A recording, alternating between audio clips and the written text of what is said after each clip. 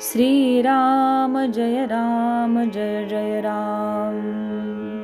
नमस्कार। आज दिनांक 18 डिसेंबर। आजचा विषय आहे काळजी करायचीच तर नामाची करा। आपण असे पाहतो की आज जे दुःखाचे वाटते तेच पुढे सुखाचे होते आणि जे सुखाचे आहे असे आज वाटते तेच पुढे दुःखाला कारणीभूत होते।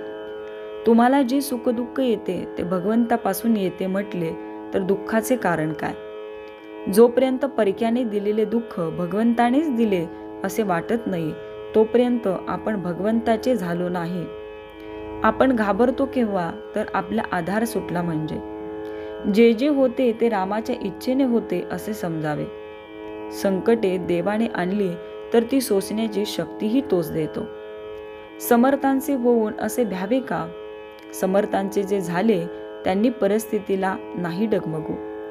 प्रत्यक्ष संकटाचे निवारण जर करता येते तर मग भीती कशाची धरावी? मुळात जी भीती नाही ती तुम्ही मनाने निर्माण करता याला काय म्हणावे?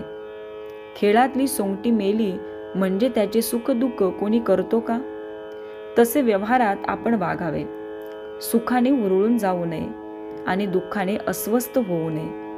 असे व्हायला आपले मन शांत राहणे जरूर असते। जोपर्यंत मी करता आहे अशी भावना असते तोपर्यंत सुख दुःखाचे हेलकावे मनाला बसतात। म्हणून करते पण रामाकडे द्यावे आणि देहाने कर्तव्यात राहून मन शांत ठेवावे। परिस्थितीचा ज्याप्रमाणे परिणाम माझ्या मनावर घडू देऊ नको देवा असे म्हणावे। परिस्थितीच बदल असे देवाला म्हणू नये। ज्याप्रमाणे एखादे विष रक्तात मिसळावे त्याप्रमाणे काळजी आपल्या अंगात भिनली आहे। त्याला वरून औषध लावले तर उपयोग होत नाही। ह्यासाठी भगवंताच्या अनुसंधानाचे इंजेक्शनच पाहिजे। जे दुर्गुण भगवंताचा विसर पाडायला कारण होतात त्या सर्वांचा संग्रह म्हणजे काळजी होय।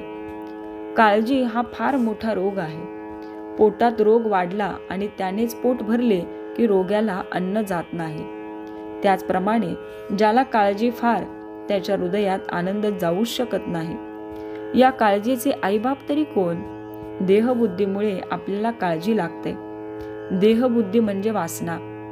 वासना आणि अहंकार हे काळजीचे आईबाप आहेत। अशा और स्वभावाचे आईबाप असल्यावर पोर असे विचित्र असायचेच। भगवंताचे स्मरण करीत गेल्याने आईचा आणि मुलीचा मृत्यू बरोबर घडून येतो। वासना आणि काळजी दोघीजणी एकदम मरतात। खरे म्हणजे एकच स्थिती कधी कायम राहत नाही।